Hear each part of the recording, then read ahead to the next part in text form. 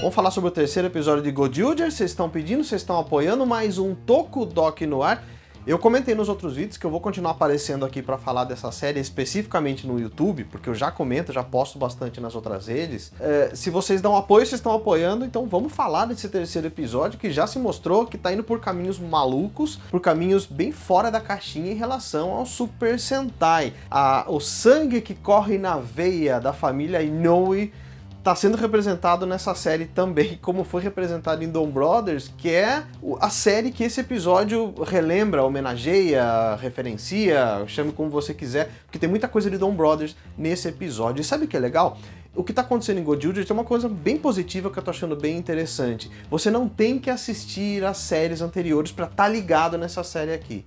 Diferente de um Gokaiger, que se você tivesse assistido a série, você pegava os detalhes, ou como foi apresentado, o porquê foi apresentado aquele herói daquela maneira no episódio tal, nesse caso aqui de Gojoujers, tá totalmente solto. Você pode não ter assistido Dom Brothers, eu acredito que muita gente que me segue não acompanhou pelo feedback que eu recebi na época, até porque eu fiz stories, né? Os meus reviews de Dom Brothers foram todos via stories, depois tem um pacotão aqui no YouTube com todos os stories que eram mais interessantes. Muita gente não viu Dom Brothers na época, então não faz diferença se você não viu Dom Brothers, se você vai assistir esse episódio, você vai entender tudo. Claro que quem viu pega os detalhes, mas quem não viu, assiste o Tokudok e eu vou trazer os detalhes aqui pra você.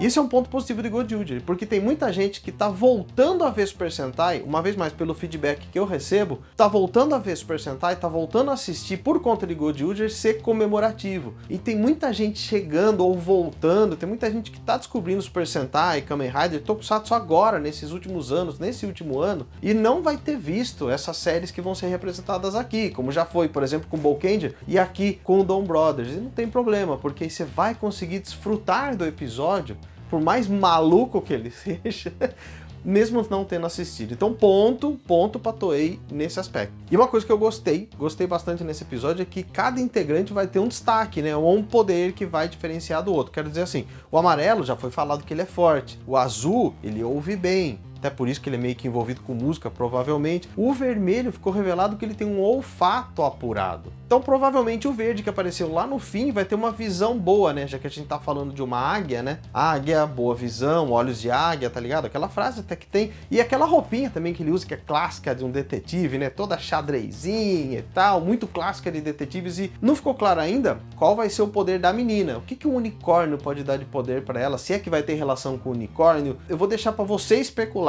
Deixa nos comentários. O que você acha que vem aí pelo poder da menina? Ela é segurança do primeiro-ministro. A gente viu nesse episódio. O que será que tem a ver? Talvez ela tenha alguma coisa mágica por causa do unicórnio? O que será? Deixa nos comentários aí. O que você especula?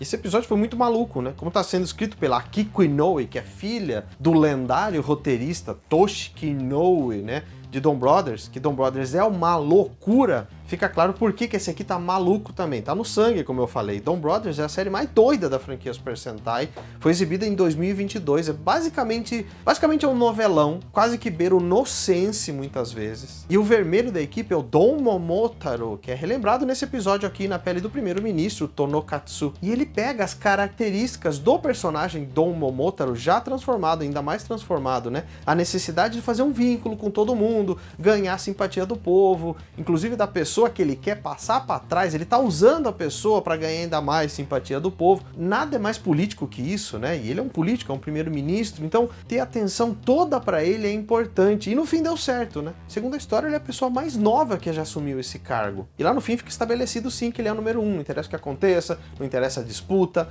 tá ele lá como vencedor do prêmio da vez ali, que é ser o mais popular. É a cara do Dom Momotaro querer toda a atenção pra ele, né? O ego lá em cima. E antes de eu trazer do que aconteceu no episódio, eu queria fazer uns comentários sobre o que eu tô achando até agora. Só é um terceiro episódio, não dá pra tenho nenhuma verdade sobre isso ainda, não dá pra saber se é assim que eles vão manter a série, mas pra um terceiro episódio eu ainda não me conectei com Gojoujers, de verdade que não. Bumbunger eu já estava conectado, no terceiro episódio eu já queria ver mais. Gojoujers eu tô vendo a série ainda, mas ainda assim sem expectativa. Como eu falei, corre o sangue Inoue, e Inoue sempre traz algumas coisas fora da caixinha, e essa série tá sendo fora da caixinha. E eu acho que eu não me conectei com ela ainda porque, primeiro, nenhum personagem falou comigo direito ainda. Eu tô achando os personagens bem superficiais ainda. Tudo bem que eles não foram apresentados definitivamente, o vermelho foi o que mais foi falado sobre ele. E aí também tem o lance de que, por ser uma série comemorativa, a gente joga a expectativa lá pra cima, pensando numa maneira mais Super Sentai de tratar essa série. Essa série tá meio fora do que é. A gente não tem um grande vilão, a gente não tem uma grande ameaça na Terra. Até me senti um pouco enganado do que foi o episódio 0. Uma vez mais, é o terceiro episódio, mas eu tava esperando já um pouco mais pra um terceiro episódio. Naquele episódio 0, aquela batalha lendária, foi entregue de que um grande mal estava acontecendo, todas as equipes unidas com seus robôs passando o poder para um único robô, alguma coisa épica estava por vir, e a gente está assistindo pessoas que ganharam um poder sem explicação de como se transformar ou como usar esse poder, pessoas com luvas de cor diferente, que também não foi explicado por quê, como que as pessoas naquela realidade, naquela terra que seja, sabem quem é cada vermelho. Na hora que aparece o Dom Momotaro, as pessoas sabem quem é. Isso tá meio sem explicação, então quer dizer, aquela coisa básica de um Super Sentai não tá sendo usada aqui. Então talvez isso não tenha feito eu me conectar ainda. Eu tô esperando algo mais épico, um grande vilão, algum mal chegando na Terra. Em Gokaiger teve isso, por isso que todo mundo gosta de Gokaiger, né? Tinha um grande vilão, tinha um grande mal, os personagens tinham muito carisma e tinha uma explicação do porquê de cada poder. Tinha um histórico de cada personagem explicado. Tudo bem que foi explicado durante a série, mas também em Zenkaiger já também foi um pouco mais fora disso, mas ainda assim tinha uma explicação do porquê dos poderes. Vocês sabem que eu sou fã de Zenkaiger, até que se prove o contrário. A série pra mim foi muito divertida e me pegou bastante. Então eu tô com expectativas altas com Gojuger, eu quero gostar de Gojuger, mas eu ainda não me conectei totalmente com ela. Essa é a minha maneira de ver por conta disso, dos personagens e das explicações.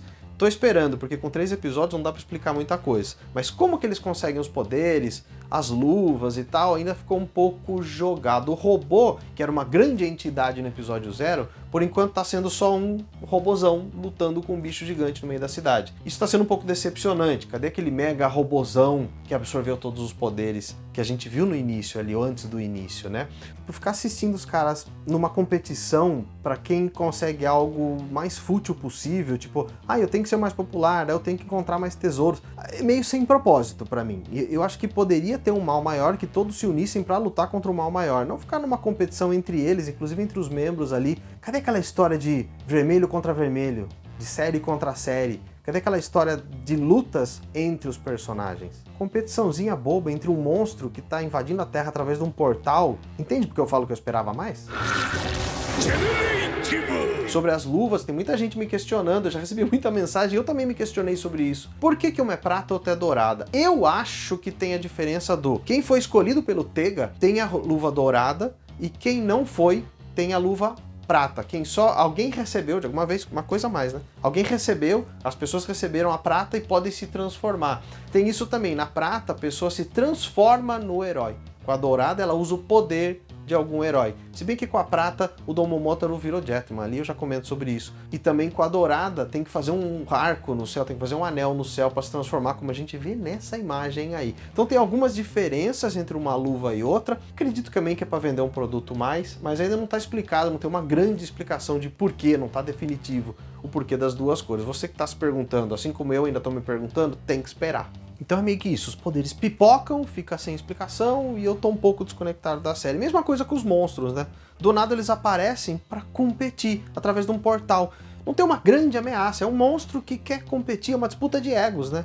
Foi no outro, foi nesse. E sabe o que me dá medo? Talvez eles nem expliquem os porquês depois. Como foi em Dom Brothers, que tem um monte de loucura e teve coisas não explicadas. Então, tomara que não, tomara que não. Inoue, contamos com você, por favor. Bom, se você não assistiu Dom Brothers, vamos lá que eu vou te ajudar nos detalhes. Já ficou claro a parte que o primeiro-ministro aparece, ele é igual o Dom Momotaro, né? Tá querendo aparecer, gosta de mandar, quer a atenção de todo mundo pra ele. Naquela cena que ele aparece, ele tá numa cadeira, isso rolava igual na série também, né? O Dom Momotaro aparecia assim quando ele queria se apresentar, quando ele queria chegar no lugar. Quando ele faz esses origamis, isso é muito legal, aparecem os mesmos animais da série, né? O cachorro, o fazão e o macaco. Nas cores da série, né? O cachorro em preto, o fazão rosa e o macaco em azul. Esses personagens não são à toa, tudo isso faz sentido na série de Dom Brothers, que é uma história baseada no folclore japonês, do menino pêssego, com o cachorro, o fazão e o macaco E o Oni, né, que é a amarela. A amarela não foi referenciada nesse episódio. Não tem amarela em nenhum momento, nem nesses origamis. E pra mim, ela era a personagem principal de Dom Brothers. Eu falei isso várias vezes, né? E estranho que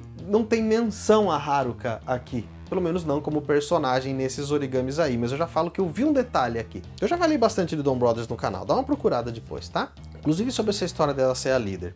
Aliás, parando pra pensar, aquele pessoal em volta dele também compunha as mesmas cores, né? Dá uma ligada aí, ó. Em volta tem um pessoal de rosa e preto. Mesmas cores dos origamis, agora que eu tô falando que eu me liguei. E ele chama esses bichos de papel de companheiros, igual na série. Quer dizer, ele cria os bichos vão atacar ali o pessoal e eles são chamados exatamente igual. A intensidade da risada dele é exatamente igual, né? O jeito que ele se coloca ali. Sobre o ator que fez o primeiro-ministro, esse cara é Kou Nanase, de 30 anos. Se você assistiu o Ultraman Taiga, lá de 2019, você lembrou dele, né? Ele é a forma humana, ou visualmente humana, do vilão principal da série, o Tree Gear. É ele aí, ó. Engage!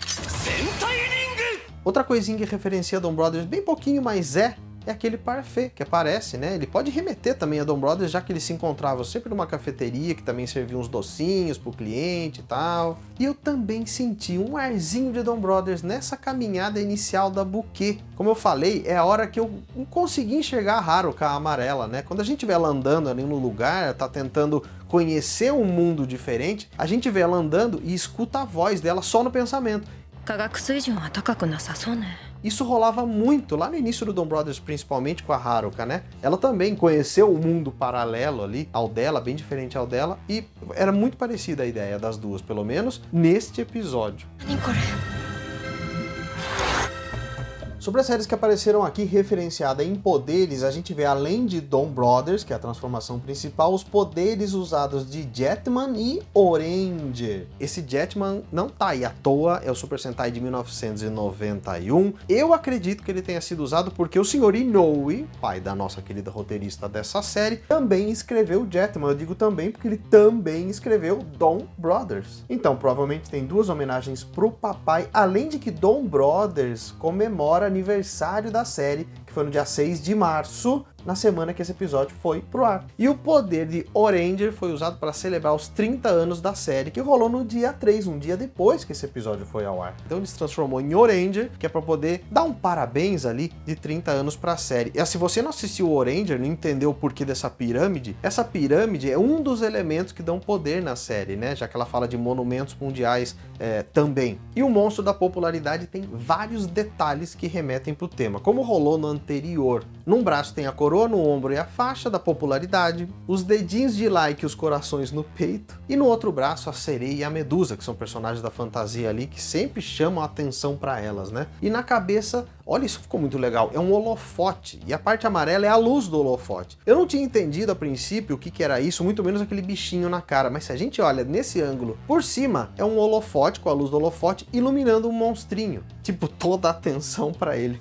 Genial! Isso é obra do designer Masato Risa. E muita gente tá comentando, desde que a série foi anunciada, que os monstros lembram muito os monstros de Lupin Ranger vs Patrol Ranger. Sabe por quê? Porque é o mesmo designer. Masato Risa também trabalhou nessa série. Inclusive, esse monstro aí, pra mim, lembra muito monstros de Kyuranger, que ele também trabalhou. Então, não é coincidência. O cara tem estilo, é o estilo que ele faz a arte dele. Então quando ele cria os monstros, a gente consegue enxergar característica dos monstros, tudo cabeça de Masato Risa. Eu particularmente gosto mais de monstros que se pareçam mais com monstros e não um amontoado de ideias como é esse caso e como foi o outro. Mas entendendo o porquê da série, dá pra entender e dá pra considerar. Eu achei realmente legal todas as ideias que ele colocou e o cara tem estilo pra criar.